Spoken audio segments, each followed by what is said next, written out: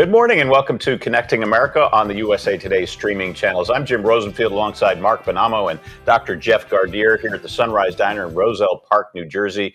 Alisyn Camerota has the day off. She's not in her kitchen cooking for us guys, but that's okay. We'll be all right, right? I think so. I think the last time I tuned in, she cooked an apple.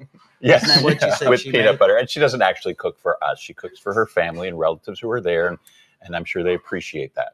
We'll miss her today, but we're glad you guys are all here with us. Absolutely. A lot's been going on while most of us were sleeping. We begin with some breaking news overnight. A dangerous escalation on NATO's eastern front to tell you about. Poland says it has shot down Russian drones inside its own airspace. They're calling this an act of aggression by Russia. This is actually the first time Russian drones have been taken down over NATO territory. There's the field where one of those drones was shot down. NATO warplanes scrambled in response to help Poland, and the airspace was closed temporarily over Warsaw. Flights at the main airport there disrupted. Now, Ukraine is saying more than 400 drones were launched overnight, at least 19 of them entering Poland, and President Zelensky is calling this deliberate targeting, warning Moscow is now pushing this war beyond Ukraine's borders. Here in this country, Senator Dick Durbin is calling the incursions a fair warning that Russian President Putin is testing NATO's resolve. No word yet from the Kremlin, but even if this was an accidental incursion, experts are warning one wrong move could spiral into direct conflict between Russia and NATO. And we are still awaiting any response, any word from the White House and the Trump administration to this. There have been other incidents of incursions, but not to this scale. So this is very significant overnight. This is all part of Vladimir Putin trying to test the West. The idea is that NATO is supposed to act together to protect any member during a time of attack. And he's trying to see if under the Trump administration, will NATO rally to NATO allies such as Poland? And remember, Poland and Ukraine see themselves as the line of defense of defending democracy. One of Ukraine's hopes under Volodymyr Zelensky is that they join NATO ultimately to have that type of protection.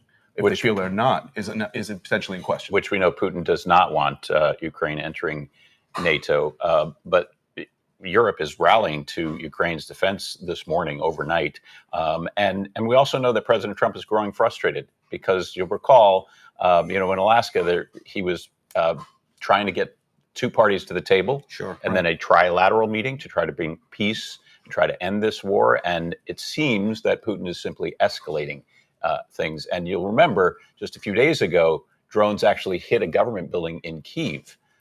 So it doesn't seem that Putin is backing off by any means. That's so we're right. going to keep an eye on that. Really testing the president here in many, many ways, and his reputation as an international person of power who is supposed to be able to end wars. But a lot of the people that he has affiliated himself with are really sort of doing things that test him and test his resolve. So we're waiting to hear. We remember during the campaign, he promised to end the war on day one. Obviously, that has not happened. We're also going to turn to another hotspot, turmoil in the Mideast, to tell you about Israel on the defensive once again this morning after an unprecedented airstrike in Qatar targeting Hamas's top leadership. President Trump said he was not thrilled with this. Of note here, Qatar is a close U.S. ally.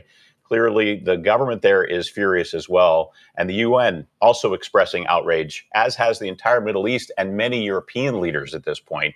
Israel, though, is defending its action, saying its primary target was Hamas leader Khalil al-Hayya, who vowed to repeat October 7-like massacres until Israel, in his words, is annihilated. Hamas is claiming, though, its leadership was not killed in this attack, but they've often said that in the past, only months later to find out that there were successful strikes. Ahead of this airstrike in Qatar, though, Israeli military issued an order to Gaza City residents, we know, to evacuate. As it says, it prepares for an all-out ground defensive against Hamas. So this going on simultaneously. The order impacted 1 million people in Gaza City. Israel says it's set up humanitarian safe zones for the evacuees, but not everyone is ready or even able to leave. And they don't know exactly where to go. And the question remains, is it feasible to evacuate an entire city without chaos or unleashing further humanitarian issues in that region? David Sussman has been our eyes on the ground in Israel, helping us understand the nuances of this conflict. He's joining us from Efrat, Israel, about 20 minutes outside Jerusalem. He is host of Land of the Bible, a professional tour guide as well in that region. Thanks for joining us once again, David. Always something going on, it seems, by the day. And since independent reporting inside Gaza, we know, is restricted by Israel, what do we know about what's happening on the ground there since these evacuation orders were issued? So very little. I think the news comes out slowly. Reports come out, obviously, from Hamas, and usually those are quite unreliable. And a lot of the myths about this war that has been put forward by Hamas has been debunked. Unfortunately, sometimes it takes weeks.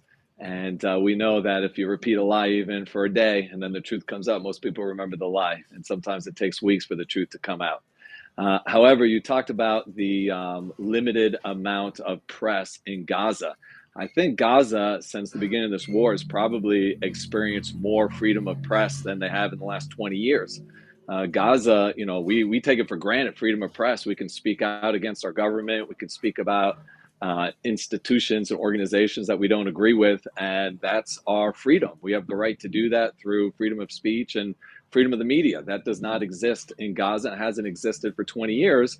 Hopefully, when Hamas is finally ousted and more liberal values are being able to be brought into that strip of land, maybe they will have freedom of press. At the same time, the people on the ground, freedom of press or not, Netanyahu has said potentially we're going to have a full invasion of the Gaza Strip to root Hamas out. Where precisely are those people on the ground going to go? Already so much of the Gaza Strip is in ruins. The borders are potentially close to them. What happens to them? It's a terrible situation. I feel horrible for those individuals that have lost so much due to this war and the unwillingness of Hamas to surrender, to release the hostages, to put an end to this war, and really put an end to the ideology that they have been teaching their children now for 20 years. For 20 years, they have been teaching the form of education that has been brought forth from the Muslim Brotherhood. I urge everybody to look up the Muslim Brotherhood, who Qatar funds and hosts in their country, and also one of their great leaders. I don't want to call him great, but one of their significant leaders, a guy by the name of Sheikh Al-Amin al-Husseini, who was the leader of the Arab people living here in the land of Israel prior to 1948, who sat in the cabinet of Adolf Hitler. And this is the ideology that's been taught to these people. So like freedom of press, which we hope that Gaza will be able to enjoy that in the future, hopefully they'll also be able to enjoy a curriculum that doesn't teach to hate another people and to eliminate Israel. I mean, in the introduction to this segment, you mentioned how the leader of Hamas, who hopefully we eliminated yesterday, said that he is planning to do more October 7th-like massacres in the future until Israel is eliminated. Hello, this is an absolutely genocidal, evil regime. And it's an unfortunate situation. We sure do wish that the people of Gaza would rise up against them. But I have a feeling, and I can't say this for sure, that a lot of the people in Gaza, due to the education that they've received, that they are proud to be martyred. They are proud to die for the cause of killing the entire Jewish race from the face of the earth. And those that don't agree with that, I sure wish they would stand up to Hamas. But until then, it's an unfortunate situation that Israel has to fight for their freedom. What's, David, the response within Israel to Israel's action in Qatar, which we saw in the last day, going into a sovereign nation and trying to take out the leadership of Hamas and a key U.S. ally? Yeah. So there's three parts to that question. First was, how do people feel about Israel eliminating leaders of Hamas? And I think we're overjoyed in the same way that we were able to eliminate the leaders of Hezbollah, that we were able to eliminate the threat that was coming out of Syria for a long time. I mean, obviously, there's a new threat there with the Jolani, who was a former ISIS commander, and that we were able to take care of the nuclear threat in Iran with America's help, of course, and also the Houthi leadership. I mean, these are evil regimes that have been funded, many of them by Qatar, and have been given the ideology of the Muslim Brotherhood. Again, look up the Muslim Brotherhood. And when you look at Qatar, who funds the Muslim Brotherhood, who funded Hamas, who allows them to safely live in their country, which has billions and billions of dollars through their oil revenue and natural gas, has been funding terrorist organizations. I mean, this is just a very simple fact for anybody who wants to scratch the surface and do some type of research on it. You'll see that, true, they are an ally because America needs allies in this region. But just because they're an ally, they're definitely not, I wouldn't say that they're a very good regime over there that wants to sponsor things like freedom of the press and wants to give people liberal values that you and I take for granted as being Westerners. All right, David Sussman, thanks for joining us. We're going to check back with you again in the next hour. Also in the next hour, we're going to hear from a Palestinian-American woman here in the States who fled Gaza for the U.S. in the 1980s when she was a child. She now helps Palestinian refugees and others. She actually opens her home to them. She's been in touch with evacuees, and we're going to ask her for her take on what's happening in that region, that volatile part of the world. Meantime, here at home, newly released footage from the Charlotte transit system shows the look of horror and shock in the eyes of the 23-year-old Ukrainian refugee, excuse me, the moments before she was stabbed to death. Now, we're only showing you an image of Irina Zarutska moments before police say DeCarlos Brown Jr. there above her attacked her without any provocation. This was back on August 22nd on a light rail train. You see her looking up at him, looking terrified. Police say Brown has a long criminal history with 14 arrests and was known by authorities to have mental health problems. He is now facing multiple charges for the murder. Zarutska had fled war-torn Ukraine back in 2022 with her mother, her sister, and brother. Yesterday, her family released its first statement saying no family should have to go through this. She was a talented artist who we are told dreamed of becoming a veterinary assistant. And this crime putting Charlotte now in the spotlight as one of the latest cities, examples of American cities that are grappling with violent crime, and the Democratic mayor there coming under fire for her initial response, and also questions about how much attention this crime got right after it happened and whether the public should have been informed of it sooner. I think they certainly should have been. This was horrific. Condolences to this young lady and her family. President Trump has seized upon this as yet another reason to possibly go into cities to talk about crime that's supposedly rampant. But what's missing from this conversation is a broken mental health system. This individual was diagnosed with schizophrenia at one point before he was let go, which is another point of contention. This is an individual who said he was being controlled by outside forces or inside forces within the prison. So this was certainly someone who perhaps was not getting the mental health treatment that he needs. So many people are not getting it. But what is the collateral damage? Folks who are just minding their own business. Mm-hmm. She was coming home from work. Yeah, exactly. And at the same time, while mental health is important, what about Irina Zarutska? She was just trying to live her version of the American dream. We have to think about what the cost is of not dealing with mental health and upon the population it affects. All right, we're going to continue to watch that story. Elsewhere now, a dense smoke advisory was triggered for parts of Central California and Nevada after an out-of-control wildfire spread in the Sierra National Forest. Look at the smoke rising from that area. Firefighters still trying to control the Garnet fire. Aerial footage here showing that smoke billowing high into the skies. This is over Fresno County. Let's check in with AccuWeather meteorologist Alex De Silva to see if the weather there is helping or hurting the situation with those fires. Alex. Yeah, well, right now we're dealing with a big dip in the jet stream. Now, the good news is that's going to bring some relief. So some relief from the heat that we've been dealing with here over the last couple of weeks, where we've just seen record-breaking temperatures across portions of the West. That'll bring some relief. But the problem is when we see these dips in the jet stream, usually that brings a lot of wind. And so we're highlighting this big area in orange, as well as portions of Southern California as well, all the way up into Nevada, and portions of Colorado as well, for a high risk of potential fire growth.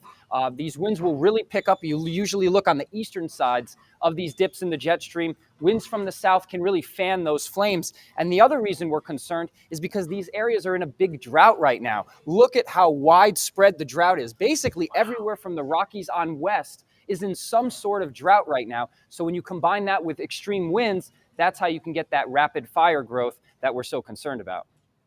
So, Alex, moving to other parts of the country, what's happening this week in the Northeast and the Atlantic?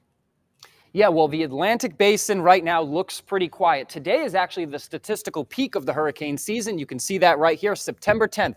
We've reached the top of the hurricane season, at least in terms of statistics. Now we're going to be going down the other side, but I do worry that the second half of the hurricane season could be more active than the first half. We just got news yesterday. It was breaking news yesterday that we have officially gotten the warmest or the highest ocean heat content ever recorded in the Gulf right now. And what ocean heat content is it's essentially the depth of the warm water, essentially how much energy is in the ocean. And so this graph shows where we are compared to average. The average is this blue line way down here, and we are way up here. We've officially surpassed 2024 levels, meaning that there's so much energy in the Gulf right now that if we see anything at all, try to get into the Gulf later on this year, I really worry that it's going to rapidly intensify. We saw that last year with Milton and Helene. So as the waters grow warmer, it just helps fuel these storms. Yeah, indeed it does. And rapid intensification is very closely tied to water temperatures and ocean heat content. So usually the higher the ocean temperatures and the higher the ocean heat content, again, how much energy is in that body of water, usually leads to a much, much greater chance of rapid intensification. We take a look at the sea surface temperatures compared to average right now, and take a look at the Gulf here. Everybody in the Gulf is above average in terms of sea surface temperatures, as well as across most of the Atlantic Basin here. So if anything, again, reaches this area and there's favorable environmental conditions, I really do worry that it could rapidly intensify. We saw that with Helene, like I mentioned, and Milton, even later into the hurricane season. Milton was in October, so we have to watch things all the way to the end of the hurricane season. That graphic, that map looks terrifying, Alex. What kind of temperatures are we talking about when you circle that huge area? How hot is the water? Yeah, well, typically we look for about 80 degrees Fahrenheit for tropical development.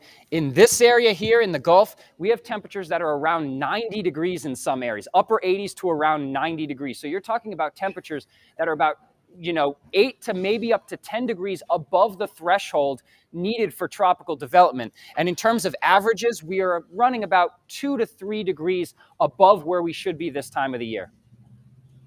Wow, that's a warm dip in the water, 90 degrees. Alex De Silva, thanks so much for doing that. We appreciate the graphics you bring. It really drives home what's happening and how the temperatures are rising. I wonder if there's such a thing called global warming. Oh, come on now. Yeah.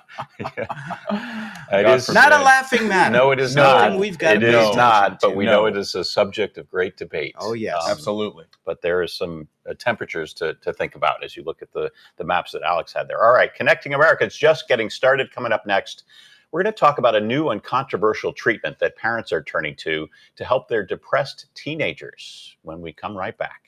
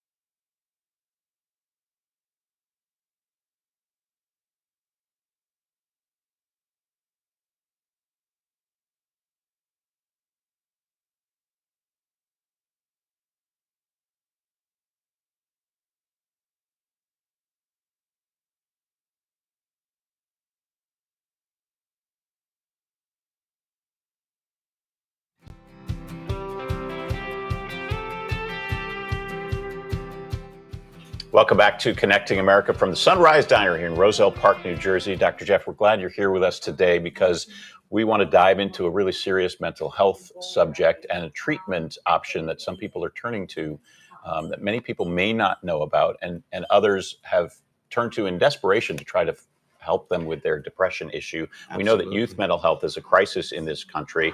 Latest numbers from the Centers for Disease Control shows that 4 in 10 students, they report feeling sad or hopeless. CDC says 2 in 10 have seriously considered suicide and nearly 1 in 10 have actually attempted it.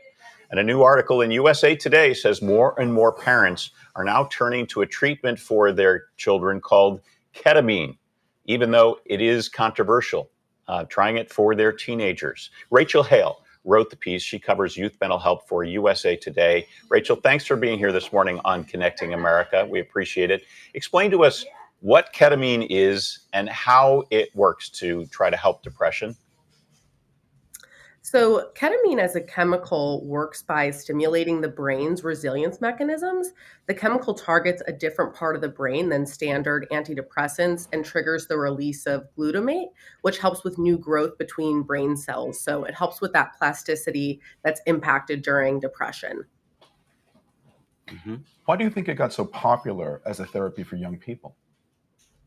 I think that as young people's mental health has started to plummet, more and more parents are kind of at their wits' end. And the parents that I spoke with had tried at least 2 or 3 other interventions before this. The majority of ketamine users are in their early 30s, if not older. So it is a minority that are in their teens. But I spoke with clinics who said they're administering to people over 14.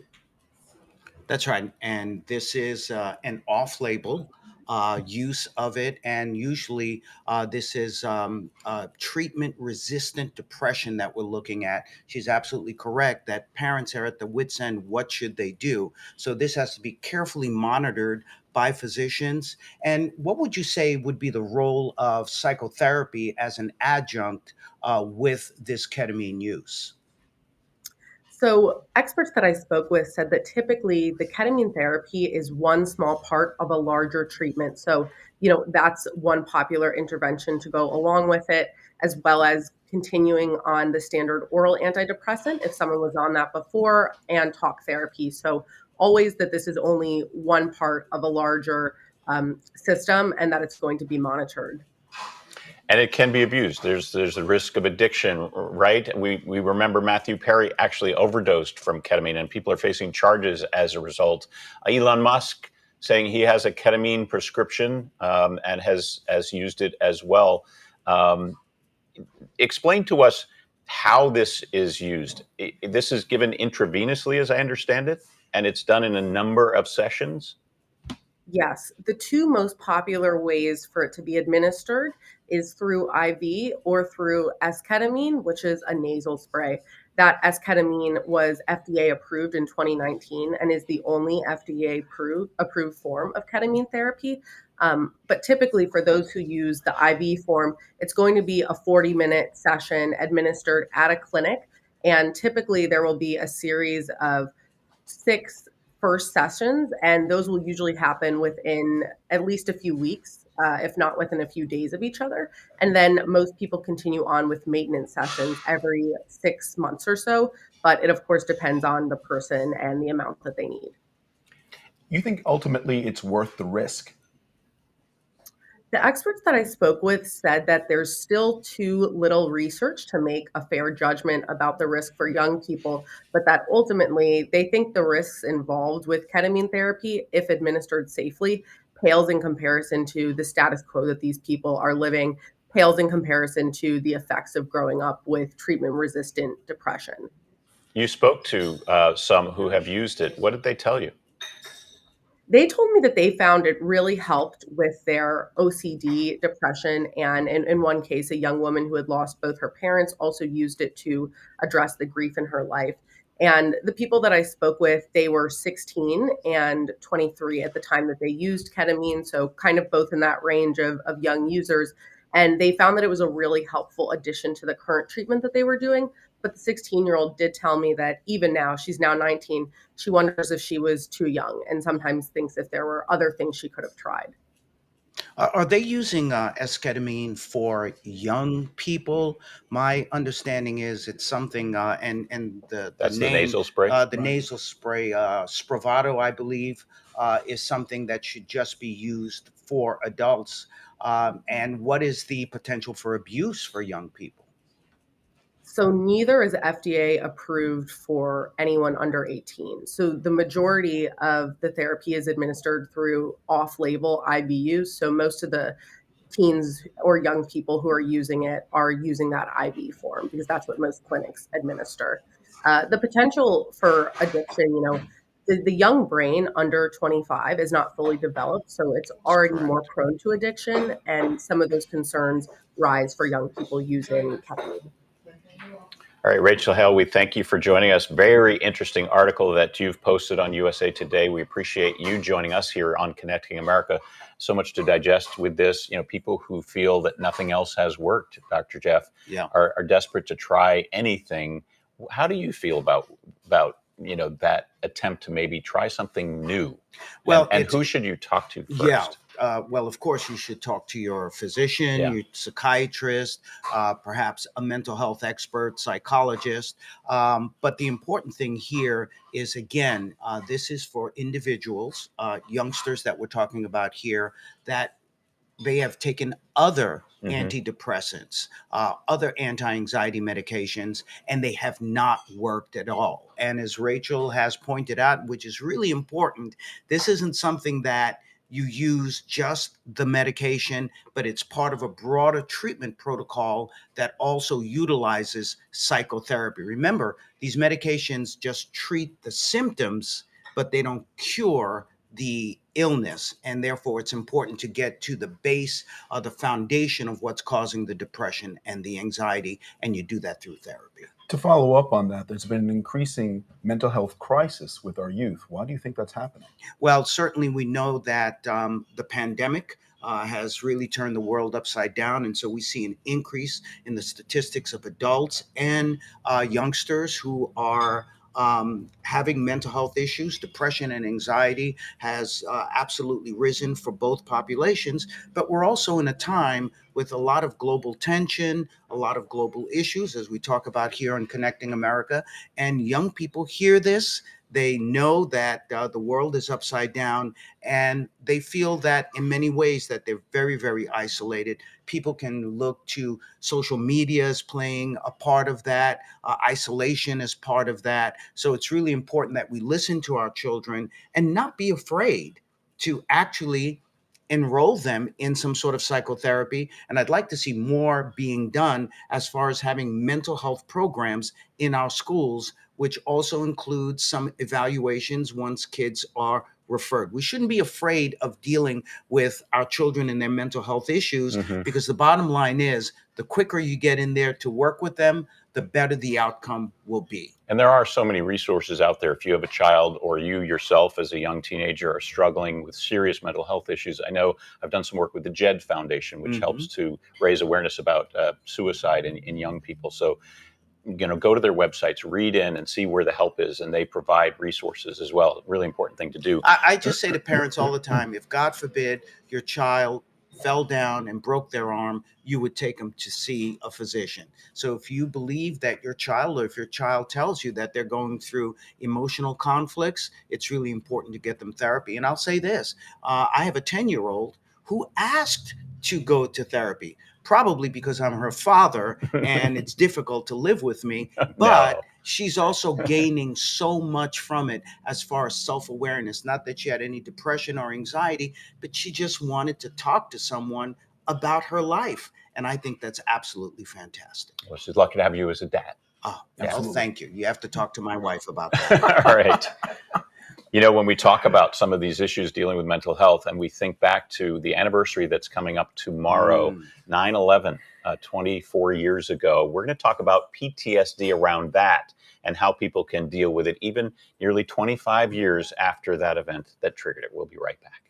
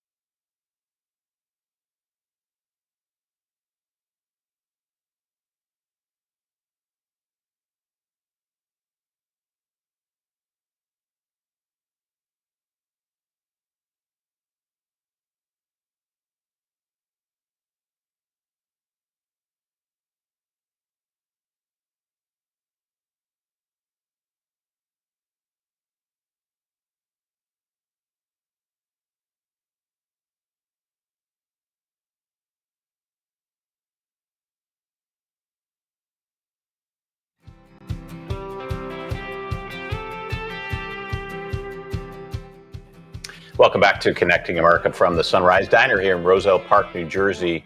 Dishing the top stories from around the country and around the world. So much going on outside of the U.S. today. And here at home, though, tomorrow marks 24 years since the 9/11 terror attacks. And Dr. Gardir is here with us today. We're so glad you are. I know, having covered 9/11, I mean, I was not near the towers on that day. I was in an air-conditioned studio at WNBC in New York. But in the days following, I did visit Ground Zero, and I know that 24 years later, there are certain images like this that literally right now send a chill down my spine. I was going to say chilling. I didn't lose a loved one in 9/11, so I can't even imagine what that is like. But how do we deal with PTSD if we were very closely affected by 9/11, and does that still continue nearly a quarter century later? Is that Well, let's real? be aware that there are going to be many people marking that anniversary personally. I know that with some of my colleagues at the medical school, where one of the professors lost a nephew. So this is something that affects many, many people across the nation. But the closer you are to the epicenter of that, the more you're affected by PTSD. What do we mean by PTSD? Issues around anxiety, depression, flashbacks, nightmares. And so we see a lot of people will be triggered by many of the things that they'll see. A lot of people will be discussing what that horror was for them. This was, I believe, the turning point in America, where we knew that we were not invulnerable, that this could happen to us, even though there were other events before that. And therefore, it's really important that people be able to share, to connect with one another, to be able to talk about what that time was for them and who the heroes and heroines were at that time, because this is something that in many ways empowers us to know that we're not victims, that we continue to work through this trauma and must be empowered for the future, which many times is not certain. And there's some parts of the country that feel this so intensely. Growing up on Staten Island, oh yes, so many New York City cops, so many New York City firefighters, people on their way to work at Wall Street, they never came home. That's and the right. people who are left behind are still dealing with it to this day. That's right. So even if you don't have a personal connection to this, it is about what happened in New York, the surrounding areas, being able to see that. I was living in Yonkers at the time and could see the smoke all the way from Yonkers coming from downtown. You could still smell it. The way that people were running, getting on trains and getting on Metro North and other places, running across the Brooklyn Bridge. So many of those things still affect us emotionally. And it's really important that we address that. Don't keep it inside. Share it with folks. I know tomorrow on Connecting America, we have a very special program where we look at 9/11, how it's affected all of us, but also what we can do in this connecting with one another. I know it's going to be a tough day tomorrow for first responders because they were so heavily impacted. And one of the things that came out of it for me, and I like to think about, is there anything positive that came out of that horrible day? It's the connections that I was able to make with some of the first responders who I'm still in touch with to this day, and family members of victims in the towers I'm still in touch with to this day. And so I try to think of that as the positive that came out of it. Those first responders really just changed the image that they had. We saw them as service providers in many ways, but we realized that these were actual heroines and heroes. It changed in many ways the status of firefighters as to who they are and what they do for us every day. Our police officers, our EMS, putting their lives on the line. I think it elevated their status tremendously because they ran to this tragedy, not away from it. And I think the message to all of us is that we have to be upstanders and not bystanders. If we see someone who is in trouble, who's suffering, who's going through something, it's important that we all join the brotherhood and sisterhood of helping one another. And we're going to hear from some of these people tomorrow. As you said, I'm looking forward to seeing some of those first responders some of the relatives Yes. of those who were lost. So it's going to be a special program tomorrow. And so I love hearing from you that it's okay to still feel these feelings, but talk about it if you need to. And that's a good Absolutely. thing And to there do. are support groups that people can just get onto online. And it is something that is very free. And therefore, why not do it? Connect with other people. Help them to go forward after one of the darkest days in our history. Absolutely. Still hard to believe it's almost 25 years ago, but we have to accept that. Yes. Time has marched on. All right, we're going to march on here on Connecting America when we come back. I mean, just have.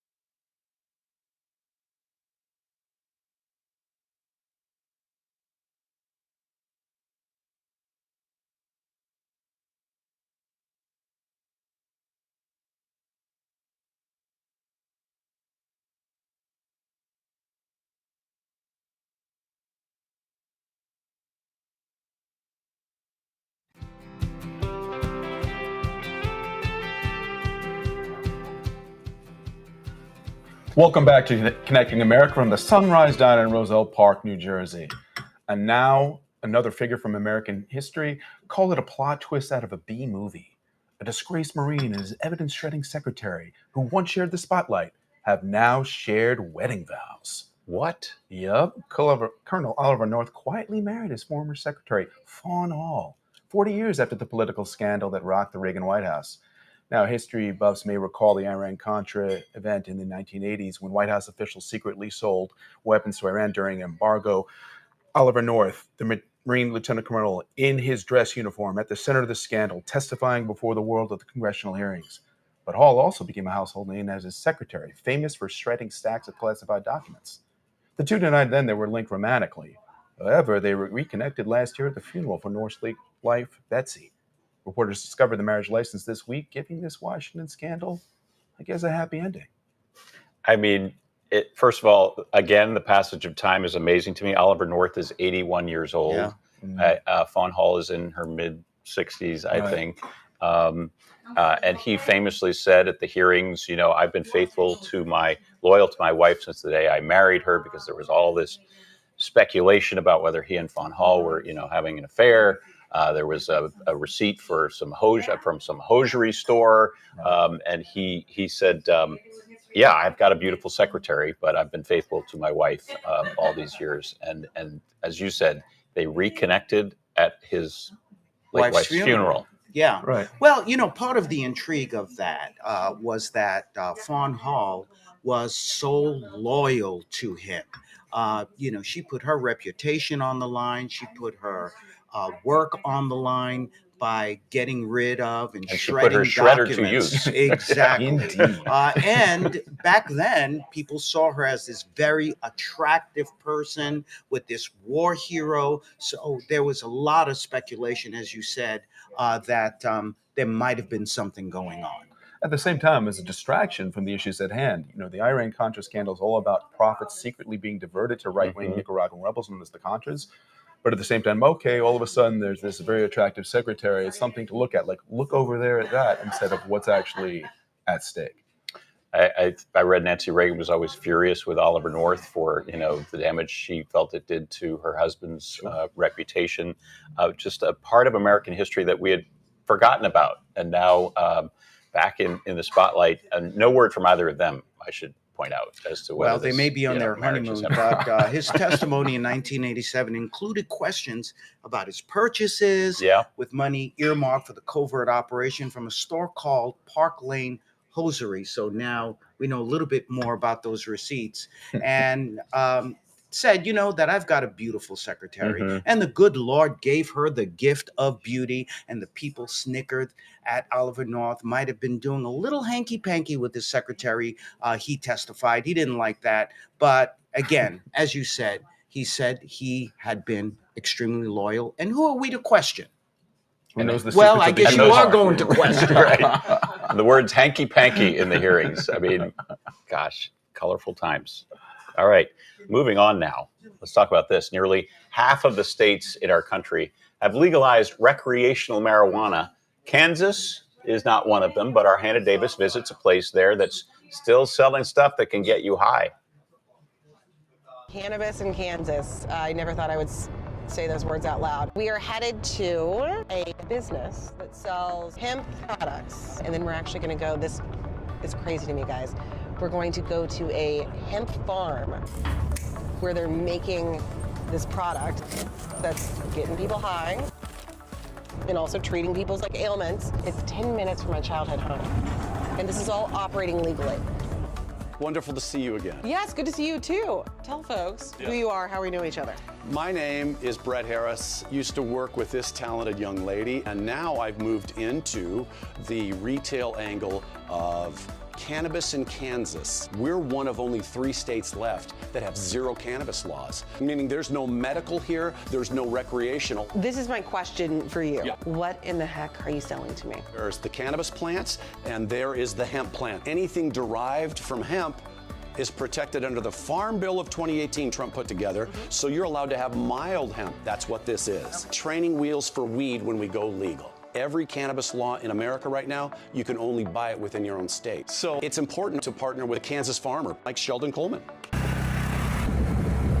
So it was a third career for me. I was corporate executive, CEO of a Fortune 500 company, and started growing hemp and found this incredibly rewarding. Look at our little buddy here. To see something growing from a dirt and a seed into something then you could turn into a health product.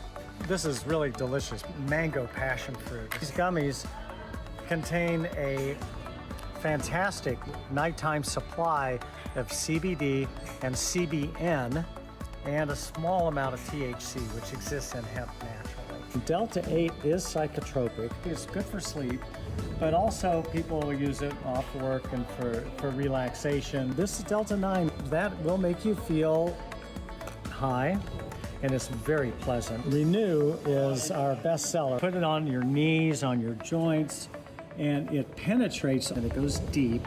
CBG, again, the secret weapon for anti-inflammation.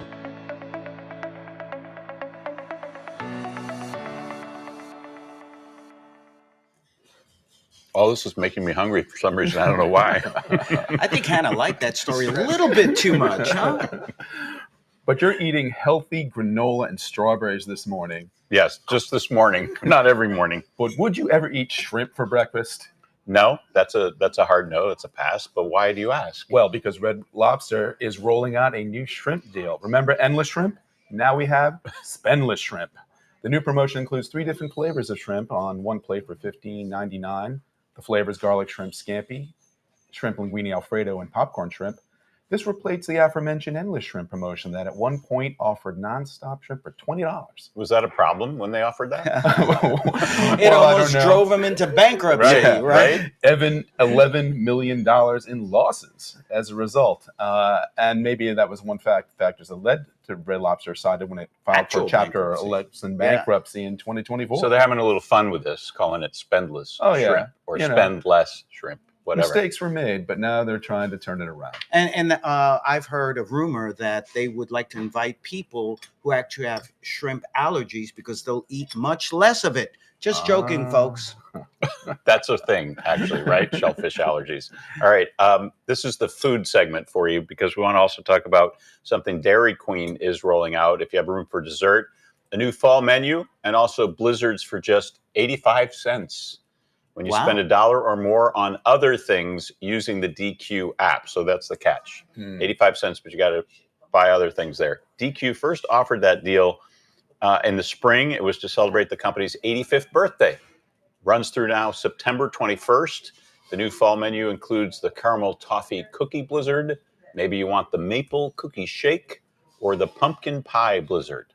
Something for everyone. Wow. Finally, a blizzard that we like, especially after talking about extreme weather, right? Yeah, but this could be even more dangerous than a blizzard. You're right putting about this that. out there. I don't know. I think we need a taste test for those three options. All right.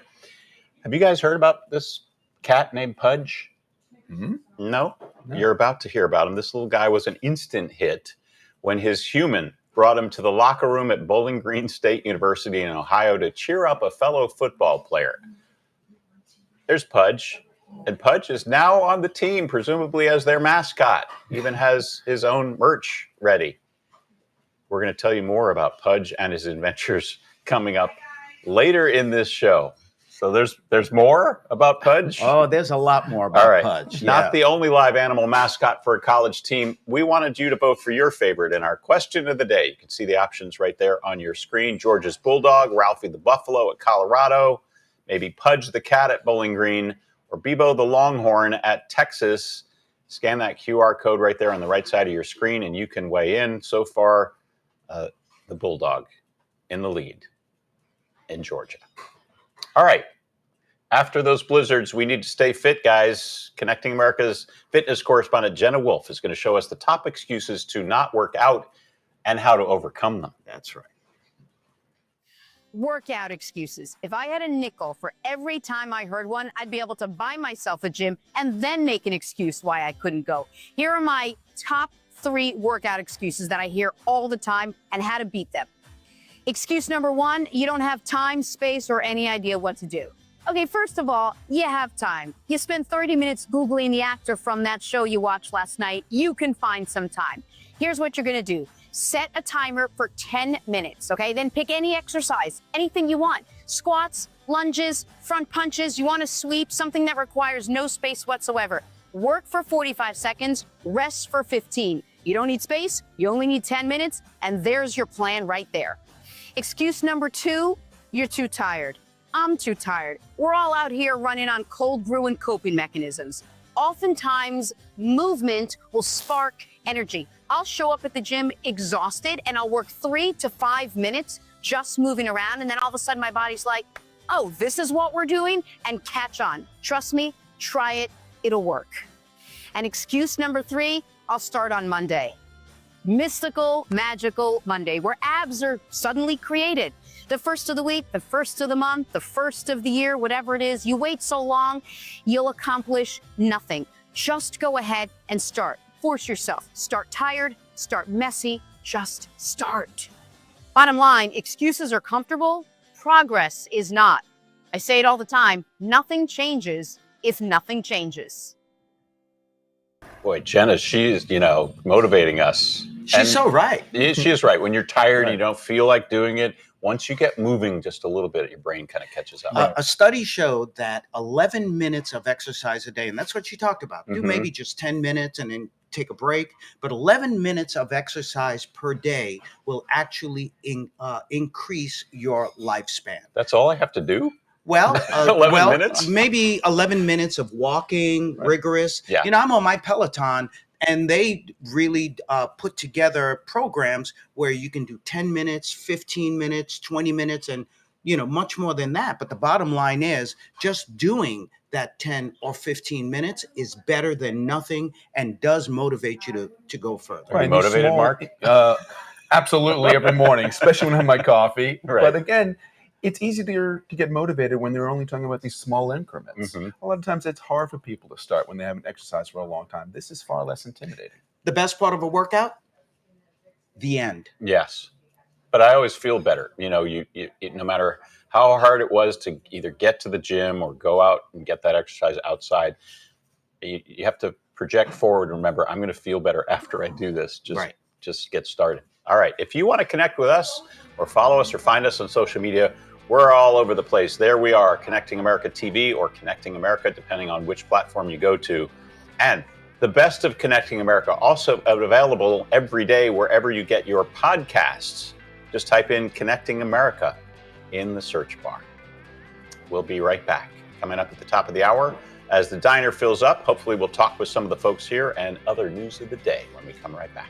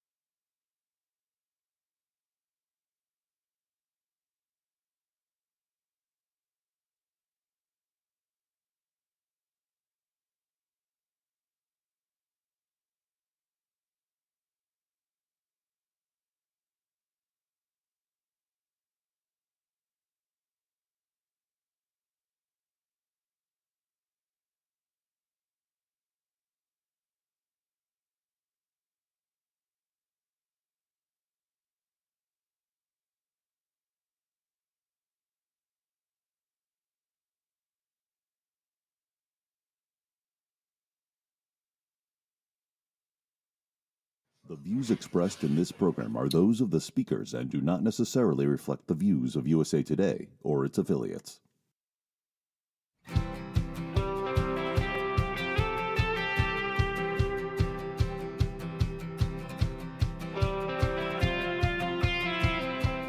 Welcome back to the second hour of Connecting America here from the Sunrise Diner, Rosa Park, New Jersey.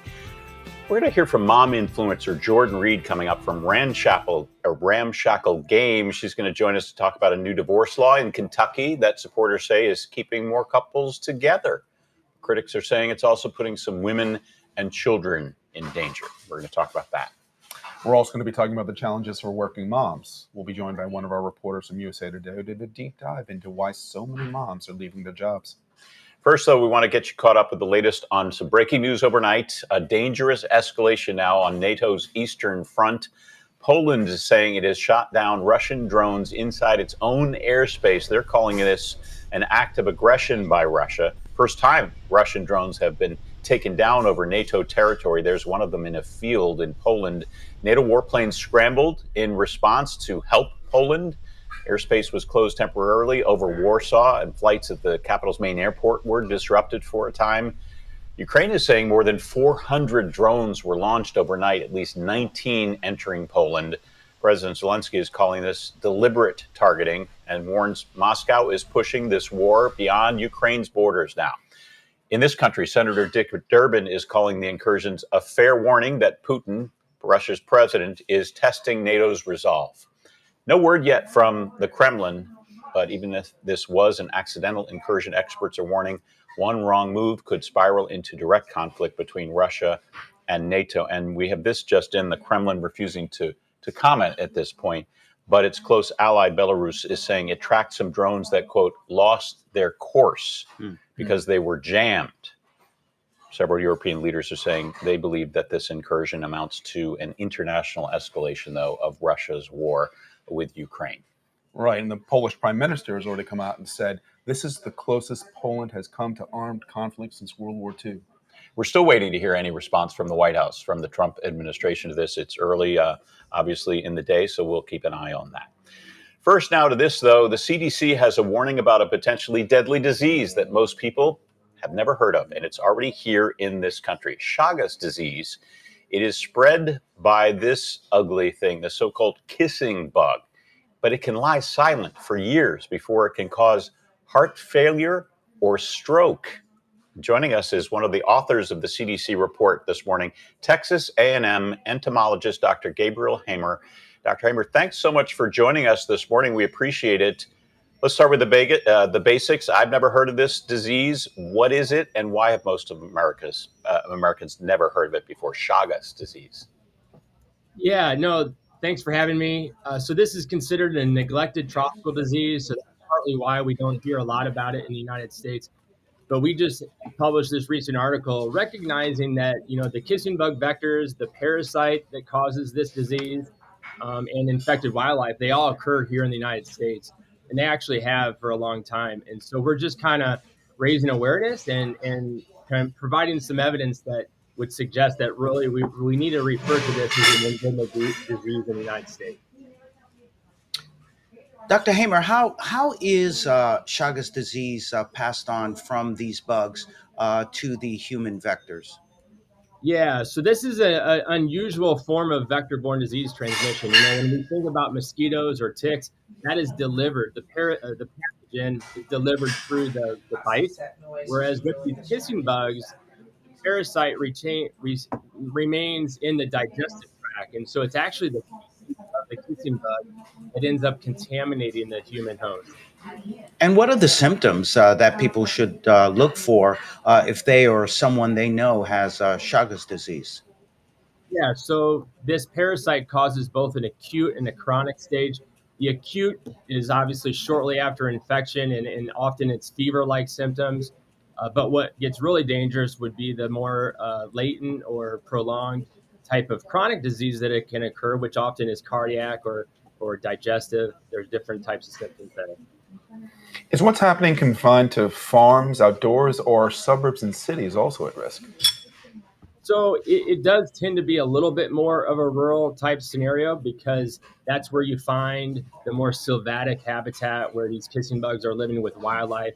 Then they occasionally will enter the human households and settings. But there are cities in the southern U.S. that definitely have these right within the city. Is there a blood test that people can take if they think they might have Chagas disease?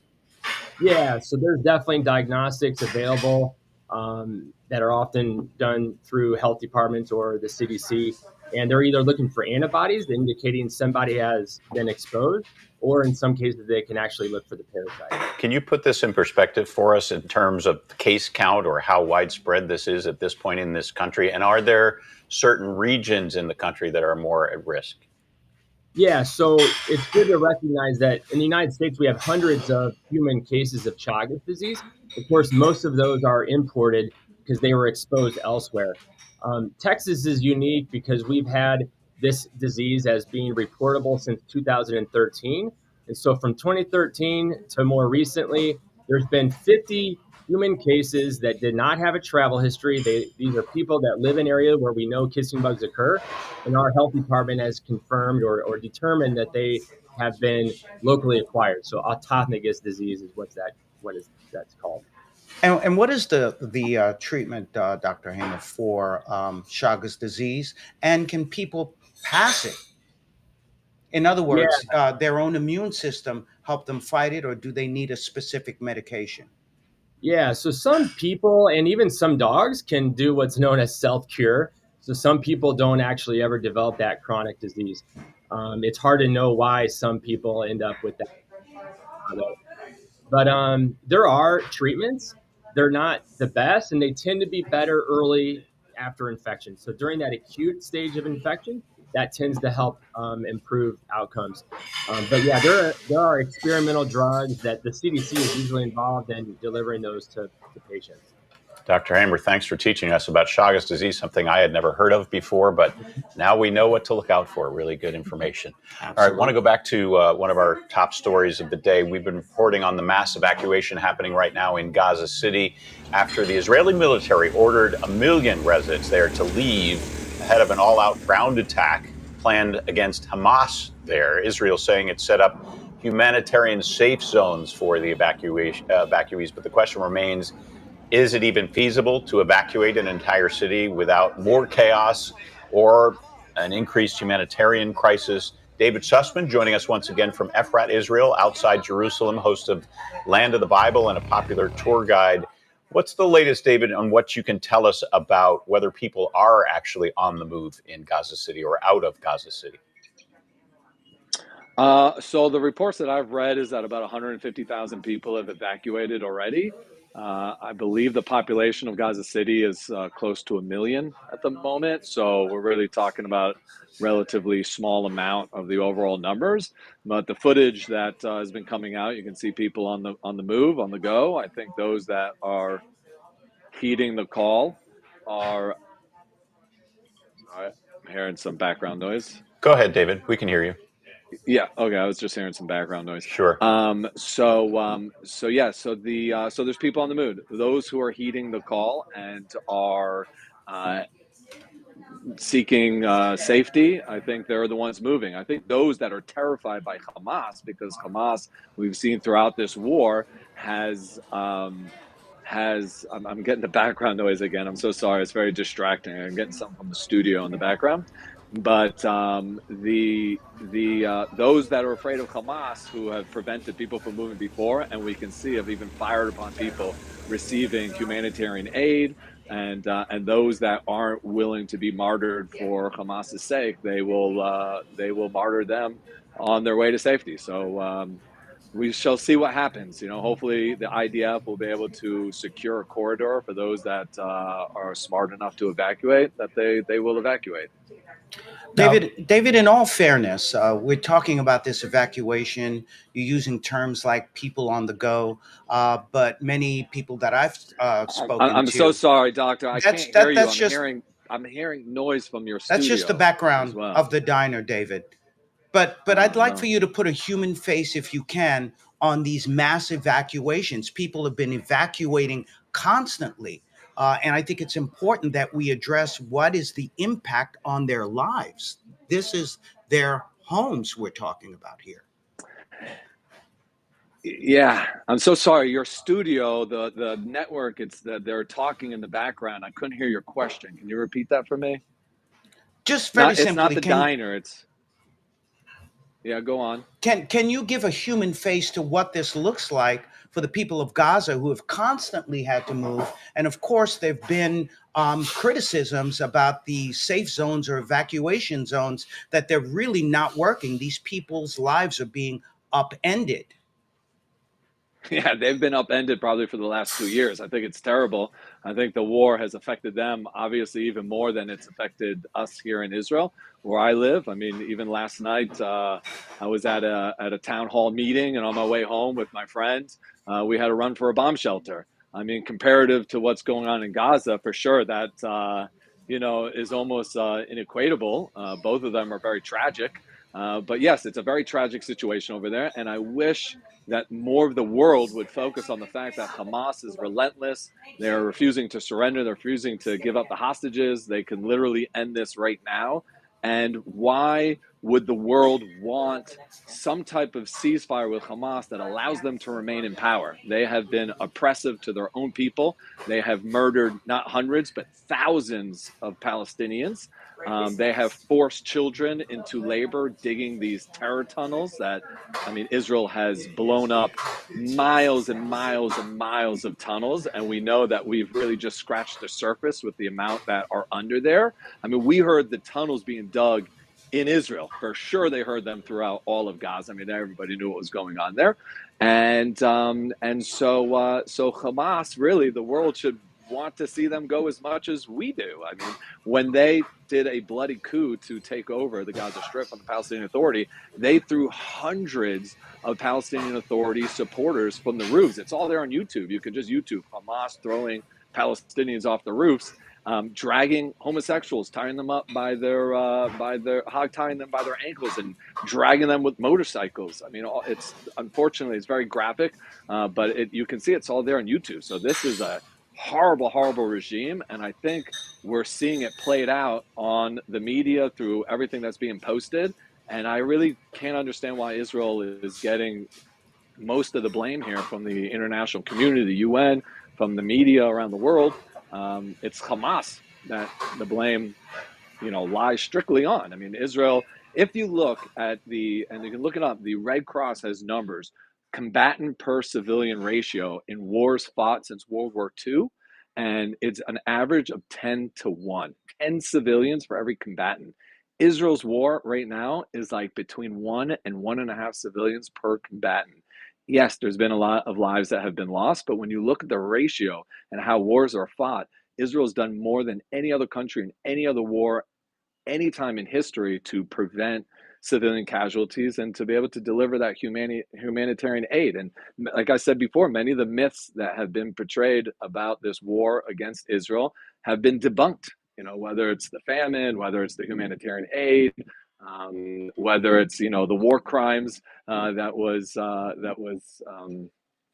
the Hague put against Netanyahu and other members of his cabinet. And we learned that the head of all of that was going through his own sexual misconduct accusations that I believe have been proven to be true. He's no longer the head of the Hague anymore. So, when you start scratching the surface and you look at the bigger picture of it, I think that in the long run in history, people better look back at this and be like, wow, how was I so wrong? And Israel really was fighting the good fight for all of us, which Dr. Jeff Garadier, if I'm pronouncing that right, excuse me if I'm not, you mentioned, how Al-Qaeda and 9/11 left America feeling as though, we're vulnerable to this threat as well. And Al-Qaeda, started by Osama bin Laden, his teachers were the Muslim Brotherhood. I mean, that developed from the Muslim Brotherhood, which developed into ISIS, which now developed, now the offshoot is Jolani in Syria today. And this is an ideology which Qatar supports, which radical jihadist Islam supports. And I think it's a time that we try and put an end to it once and for all, or make such a huge impact in it that it's not relevant in our lives anymore. Whether it's for the citizens of Gaza, whether it's for the entire Middle East, as well as the Western world. We can see riots happening in France and in England and even in America. You know, some really weird support of these tyrannical regimes that do not give freedom of the press, freedom of sexuality, freedom to marry who you want. When you really look at it and you start scratching the surface, it's like, how could this even exist in the 21st century? It's bizarre. David Sussman, thanks for joining us once again from Israel. And we know there are many different points of view on this. That's one point of view. And there are humanitarian organizations that are seriously calling into question Israel's tactics in prosecuting this war. We need to be mindful of that.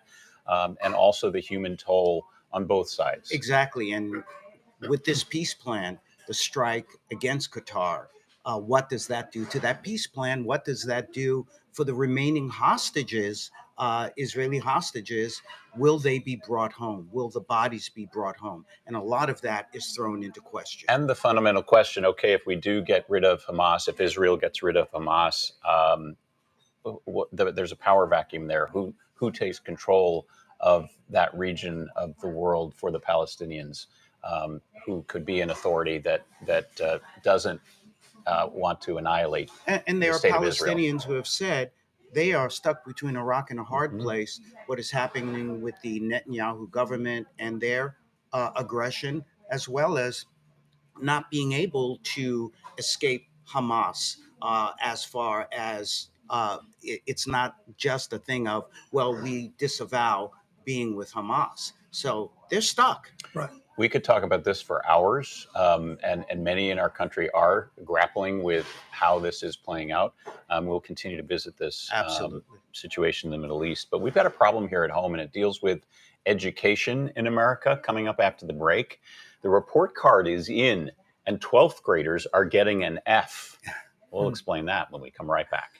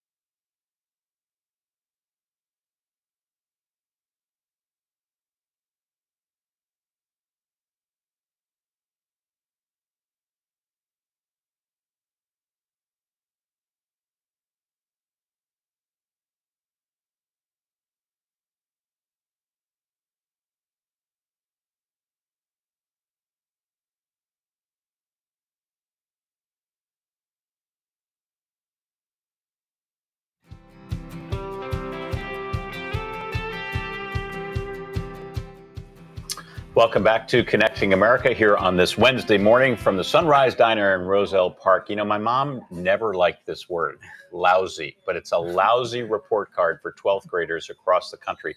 Really, one of the ways to characterize it, results from the National Assessment of Educational Progress, considered the gold standard exam, show reading scores falling to the lowest level on record. That means nearly a third don't have basic reading skills. Math scores, not good either. Lowest in 20 years, with nearly half scoring below their grade level. Experts are saying the most likely contributing factors are the pandemic, but also students spending more and more time on these things. That's right. And scrolling on social media. Something's amiss. Something's off if we're seeing scores going like this. Well, part of it, of course, is social media, where they are getting quick answers to things using AI and so on. Not to knock AI, but in many ways, our students are not doing the long form of thinking that they once did when they can get instant answers. The other thing is we're seeing a long-term decline since the pandemic. So many kids were not in school, I think for the right reasons as far as protection with regard to their health, but not being in school really did affect those math and science scores. Right. This generation's dealing with double distractions. Every time you're on your phone, you get these dopamine hits. It's more and more addicting.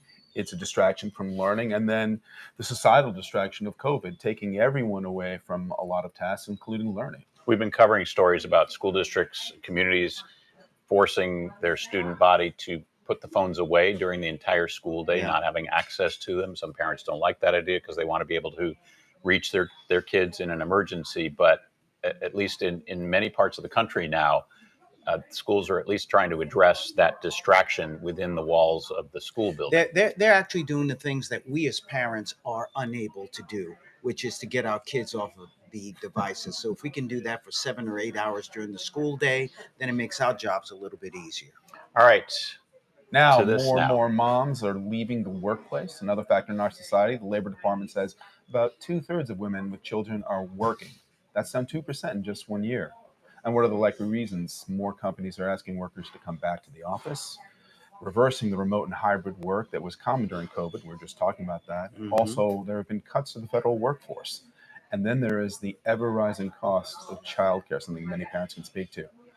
So now we hear Ms. Schultz coming in today. Our next guest just wrote a piece in USA Today with the headline, "They were told they could have it all, so why are so many moms leaving their jobs?" Bailey Schultz, a general assignment reporter for USA Today.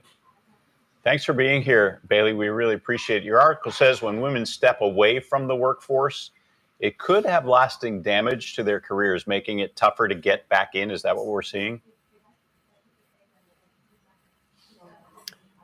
Oh, and let me know if I missed anything. The connection's a little spotty, but as far as lasting impacts on women's careers, there's research that shows that stepping away from work, even for just temporarily, this can have lasting impacts on just career trajectory, earnings. This is something called the motherhood penalty. And so I think that's something that mothers need to keep in mind as they're making these certain decisions. But it seems like female immigrants, women of color, they've been leaving the workplace in disproportionate numbers. Why is that happening? Yeah, so we're seeing these numbers track lower. Where we're seeing we had these pandemic era gains with women with young children in the workforce, and those are starting to lower. And it seems like there's a mix of factors contributing to that. Like you said, the overall story of seeing immigrants leaving the country, leaving the workforce is one factor. Federal job cuts seem to be a factor. And then there's, like you mentioned earlier, the shifting policies around remote work and hybrid work and just the rising cost of childcare.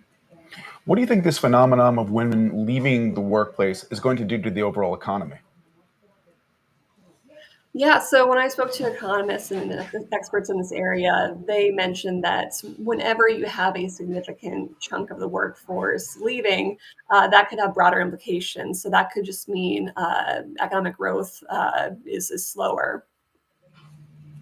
All right, Bailey Schultz, we appreciate you being here on Connecting America. We'll read your article on USA Today. moms leaving the workforce and having a tough time getting back in, even for a short period of time away from the workforce. Coming up after the break, we're going to look at a new divorce law in Kentucky that critics say may be putting women and children in danger. When we come right back here on Connecting America.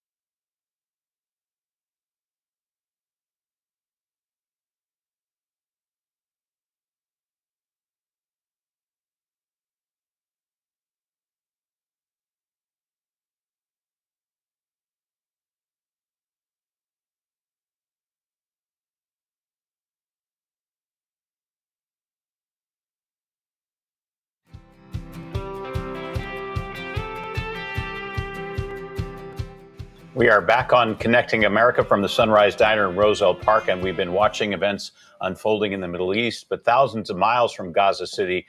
Our next guest was watching images of Palestinians trying to get out of the city. That's after the Israeli military told them to evacuate once again ahead of their all-out ground offensive against Hamas. Najla Kass knows all too well the horrors of war. She was a child in 1988 when she was forced to flee Gaza during the first Intifada. Najla Kass, thanks so much for joining us. First of all, you're here in our area, right?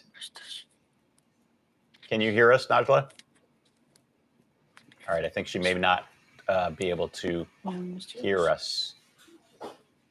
All right, we hope to reconnect with her because she's got a fascinating story. She lives in our area and she opens her home to Palestinians who are fleeing that region, and she's been doing that for years. So she brings a very different perspective on how this war is impacting people in Gaza. Absolutely, and it's always important to hear what is happening on the ground, what is the epicenter, what is their experience, and that's what I'm always seeking as a psychologist. All right, we'll try to reconnect with her, but in the meantime, I want to turn to other news that we're following and talk to Jordan Reed, who's an author and beloved influencer in the mamasphere. She's the author of Ramshackle Glam, which tackles everything from pregnancy to parenting to anxiety, also the big activity book for divorced people.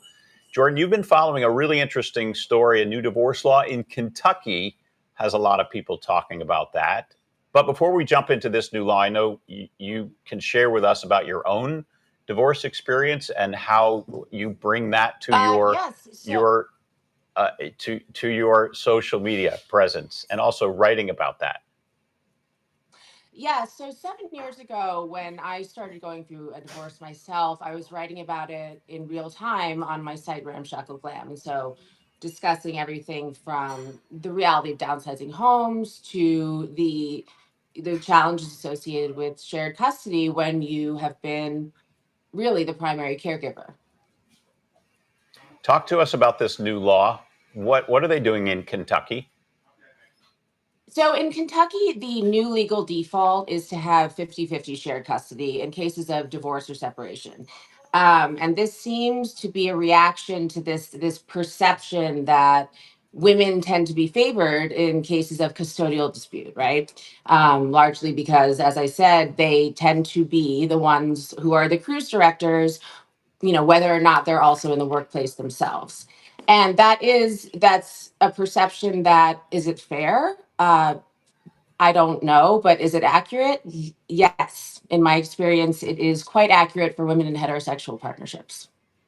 So a lot of headlines are saying, Jordan, that this new law is keeping couples together.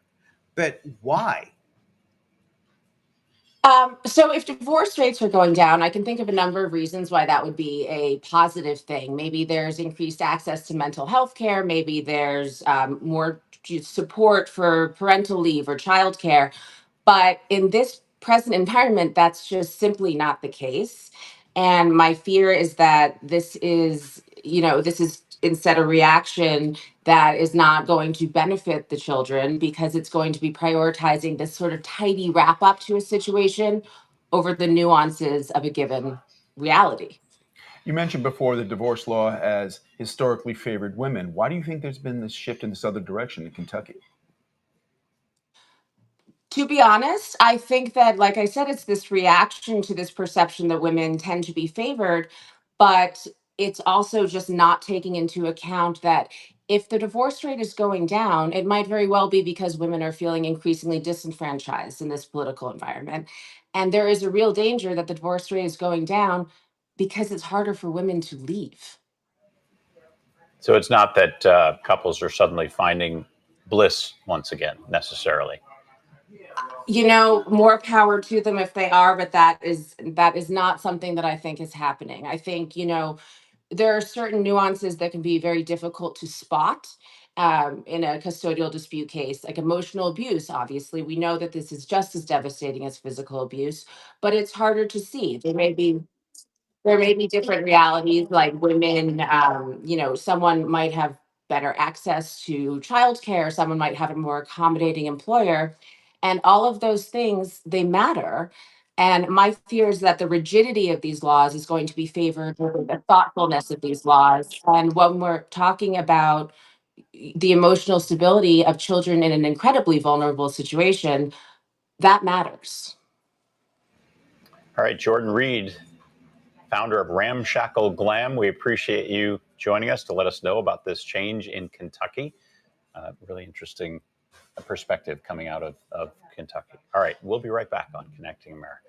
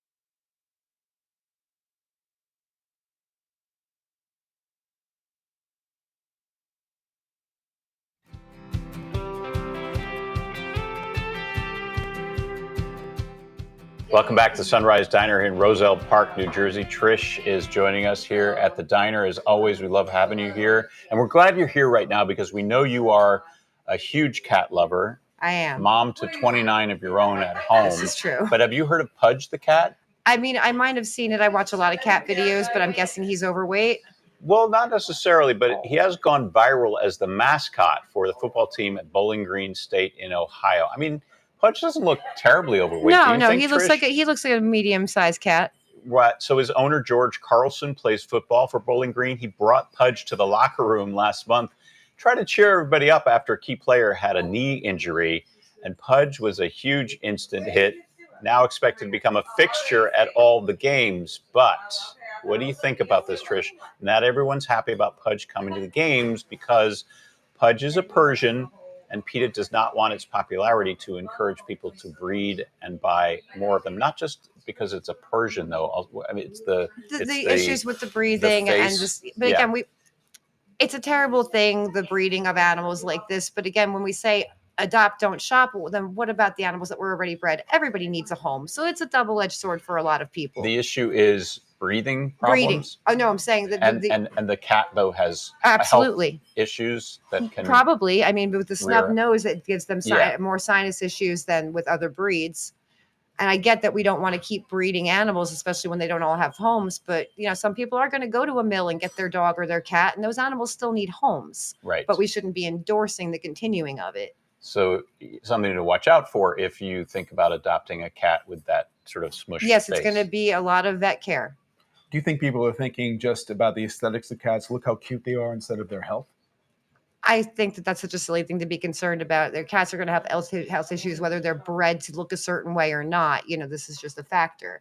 So I think that we need to be more concerned with just proper pet care when we take them home and realize that it is an investment. We should get pet insurance to help cover these costs. They need annual checkups. No matter what you're breed. A good mom to all of your cats. Try. And we love the cat ears that you bring to the diner almost every day. Trish, thanks so much. And we want to know what you think about our question of the day. What's the coolest live animal mascot in college sports? Is it George's Bulldog, Ralphie the Buffalo at Colorado? Is it Pudge the Cat at Bowling Green or Bebo the Longhorn at Texas?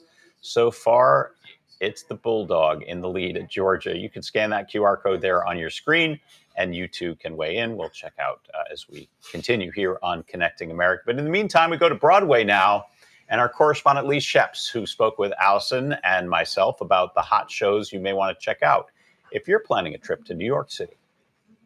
On Sunday, 23 shows are going to perform live in Times Square to celebrate the 400th anniversary of New York City. Wow. We're going to see performances from this year's past Tony Award-winning musical, Maybe Happy Ending. Okay, so great to have you here. So tell us what's going on with Broadway. What do we need to know about this season? Well, also performing on Sunday is Mamma Mia. Oh, is that right? Here we go again, back on Broadway.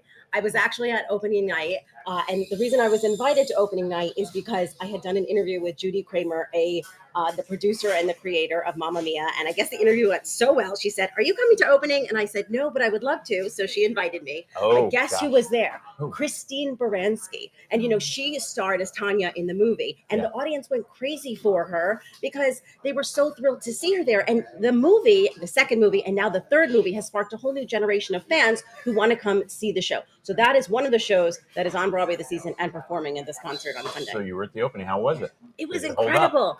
I'm still doing the dancing queen. I'm still doing it all these weeks later. It holds up. It's still the same show that it was. And what it is it's actually been touring around North America. And this is just one of a few shows that have been doing this. Beetlejuice is another show that is returning to Broadway this fall, and it has been touring. So it's not really a revival because it just was on Broadway a few years ago.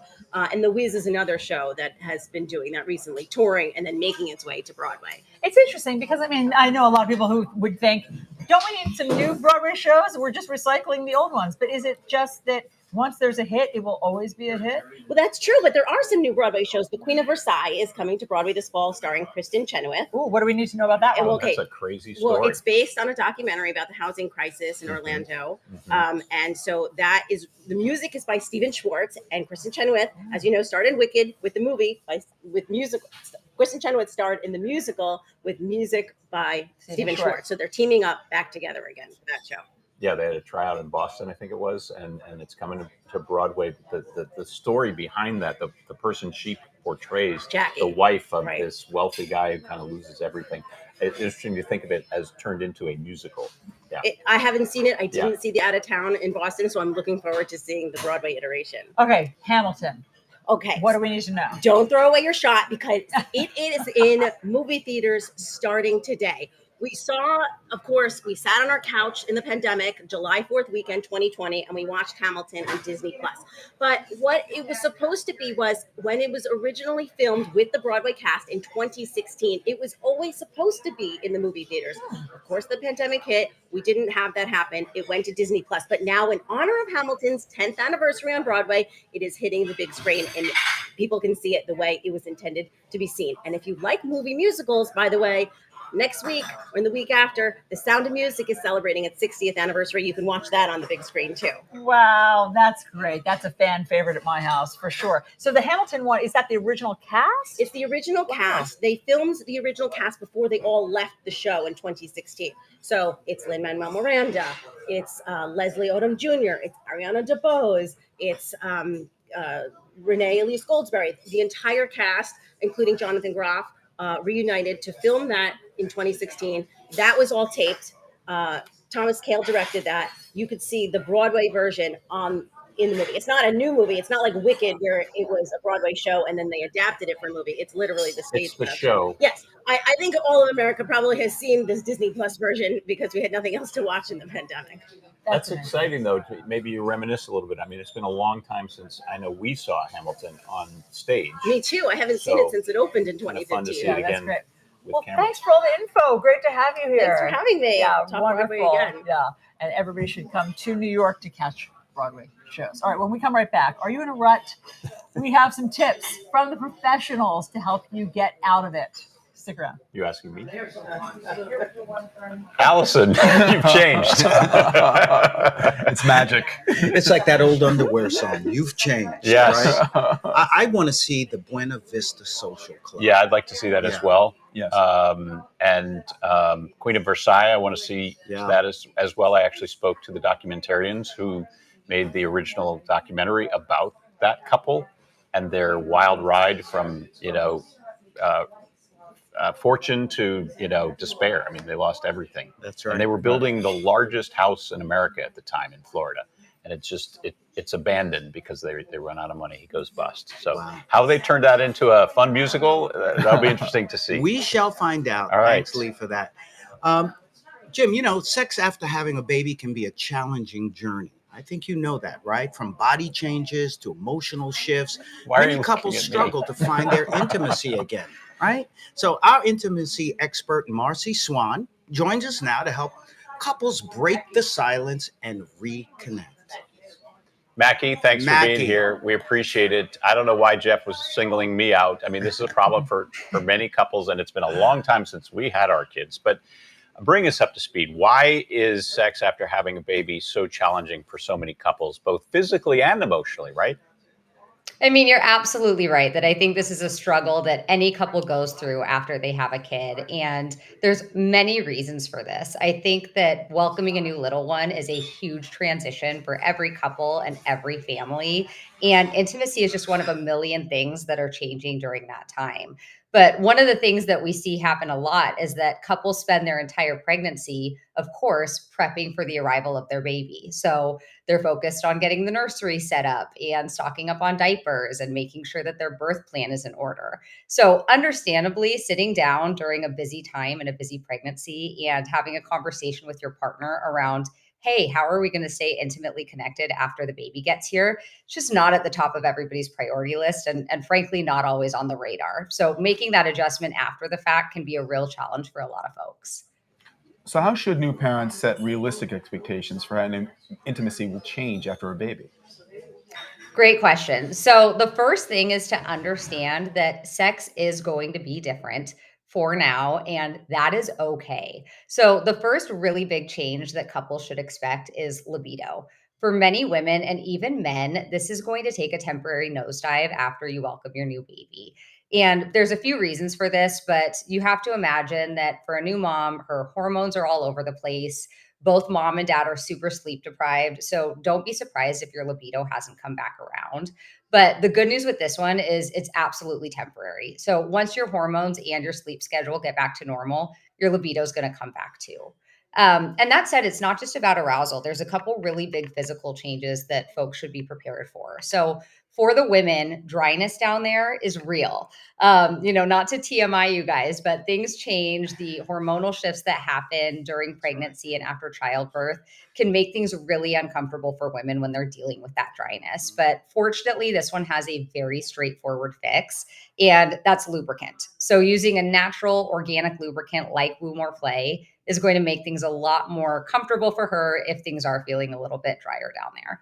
And then another big physical change is new mom, her pelvic floor is 100% in recovery mode. So the pelvic floor is the set of muscles that are around your pelvis, and they do a lot of work to protect that part of your body. You can imagine how much work that part of your body, your pelvic floor, is doing during childbirth. So it's 100% normal that the pelvic floor is going to be a lot weaker after welcoming a new baby.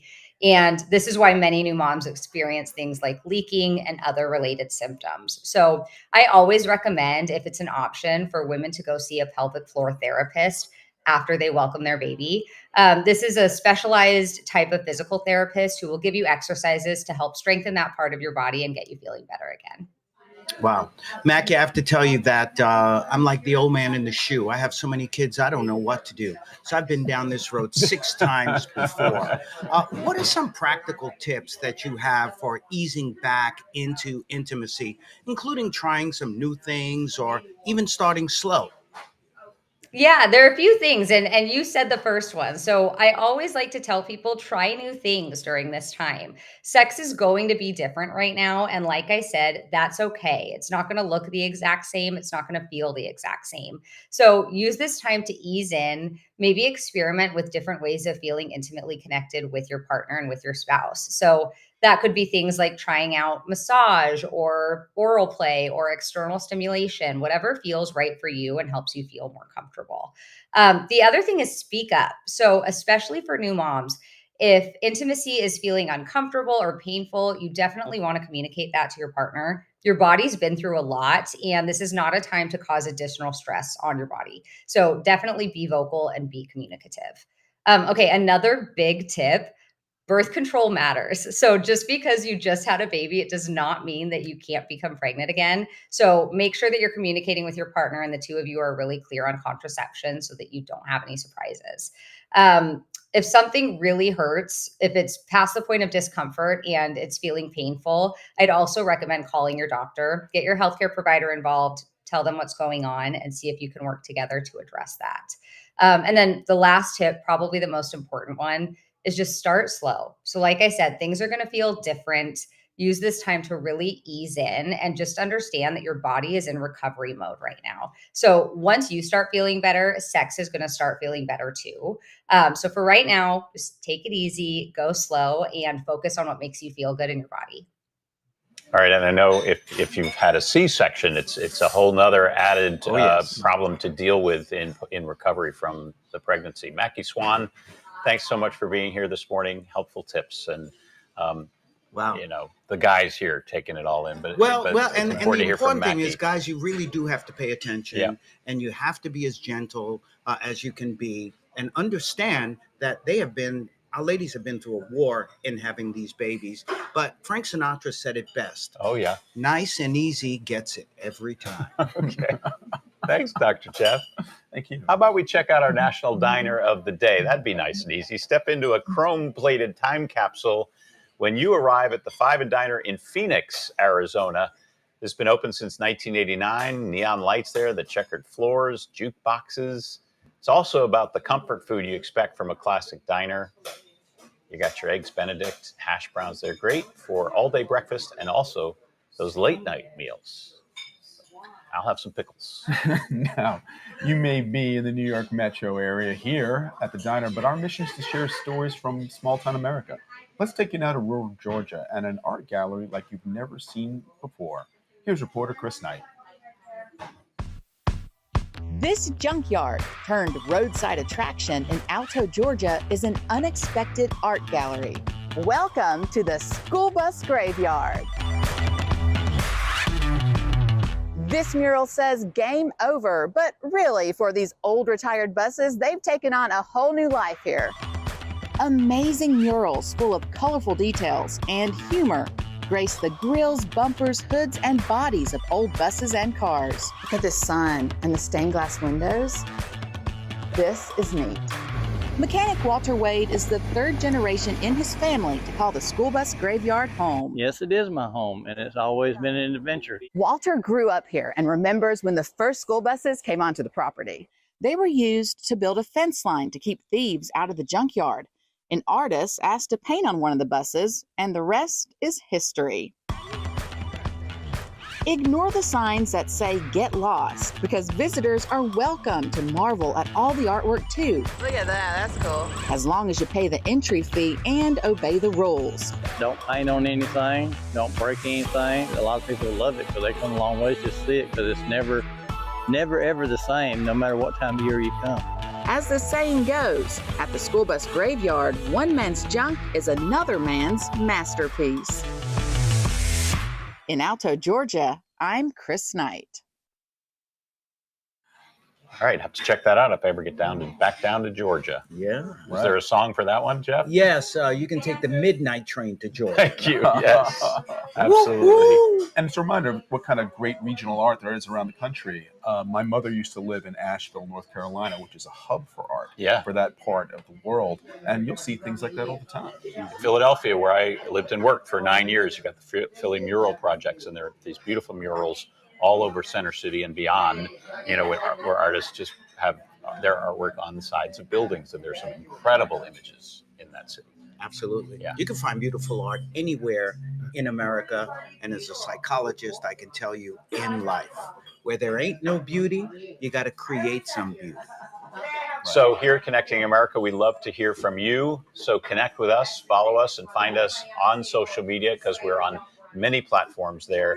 You can find us on Facebook, Instagram, TikTok as well, at Connecting America TV or Connecting America TV, depending on which platform you go on. And I love this. If you've ever watched us here on Connecting America, you can just walk and listen to us in a podcast. Exactly. And we're putting our best of Connecting America available each day, wherever you get your podcasts. All you have to do is go to your favorite podcast platform and just type in Connecting America in the search bar, and you can be with us here at the diner every morning. And it's really great. A lot of news organizations just report the news, but we actually report the news, connect people, Connecting America. That's our mission. Wink, wink. Right. Yep. And also give empowerment strategies. So if you go to that website, you can pull up things that give you great information that can help you in your daily life. Why do you guys think that mission of connecting people in America is so important right now?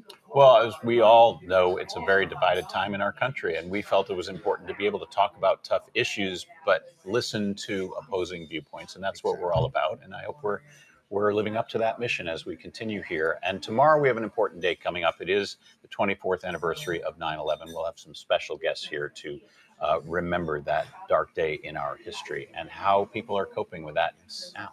Thanks for joining us here on this Wednesday. We'll see you tomorrow.